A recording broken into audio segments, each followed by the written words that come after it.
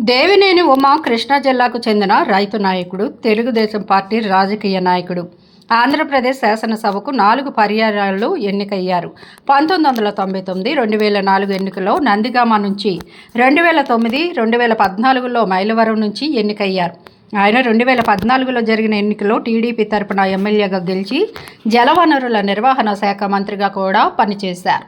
దేవినేని ఉమామహేశ్వరరావు ఆంధ్రప్రదేశ్ రాష్ట్రంలోని కృష్ణా జిల్లా నందిగామ దగ్గర ఉన్న కంచింకచెర్ల గ్రామానికి సంపన్న రైతు కుటుంబంలో జన్మించారు.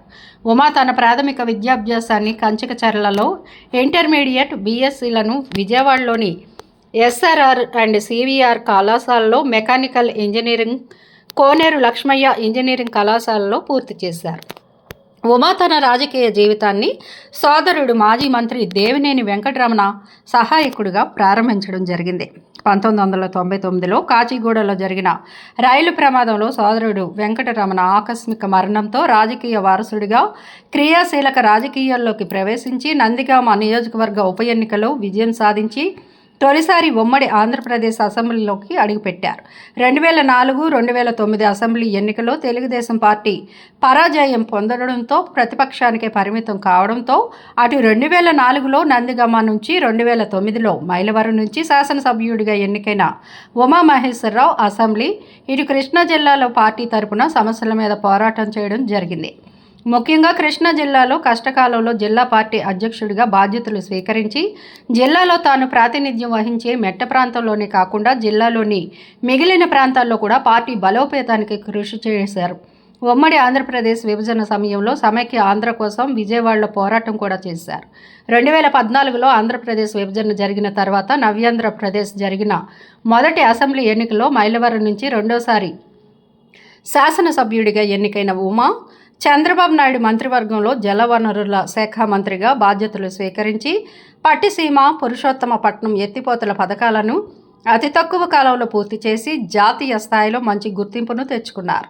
అంతేకాకుండా ఆంధ్రుల జీవనాడి పోలవరం నిర్మాణంలో పనులు వేగవంతంగా పూర్తి చేసి రికార్డు స్థాయిలో 2019 నాటికి 75% వరకు పూర్తి చేశారు. 2019లో జరిగిన అసెంబ్లీ ఎన్నికల్లో మైలవరం నుంచి ఓటమి చెందారు. దేవినేని ఉమాకి 2024 ఎన్నికల్లో మైలవరం టీడీపీ టికెట్ రాకపోవడంతో విజయవాడ పార్లమెంట్, అసెంబ్లీ నియోజకవర్గ సమన్వయకర్తగా పార్టీ నియమించింది.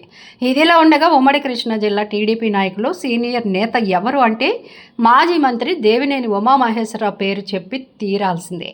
మరో 3 ఏళ్లలో 3 దశాబ్దాల రాజకీయ జీవితం పూర్తి చేసుకుంటున్న ఉమా టీడీపీ అధినాయకత్వానికి నమ్మకమైన నాయకుడు, అత్యంత సన్నిహితుడైన నేత కూడా. ఆయన పార్టీకి ఎంతటి విధేయుడు చెప్పడానికి ఒకే ఒక్క ఉదాహరణ. 2024 ఎన్నికల్లో ప్రచారం మొదలుపెట్టి కూడా మైలవరం సీటుని పార్టీ సూచనల మేరకు వైసీపీ నుంచి వచ్చిన వసంతకృష్ణ ప్రసాద్కి వదిలేసుకోవడం. ఆ సమయంలోనే ఆయనకు ఒక భారీ హామీ అధినాయకత్వం నుంచి లభించిందని కూడా ప్రచారం సాగింది. అదే నామినేటెడ్ పోస్ట్. ఇక దేవినేని ఉమా తమకు దక్కే అవకాశం కోసం ఎంతో ఓపికగా వేచి చూస్తున్నారని అంటున్నారు. ఆయన ఎక్కడా తొందరపడటం లేదని తెలుస్తోంది.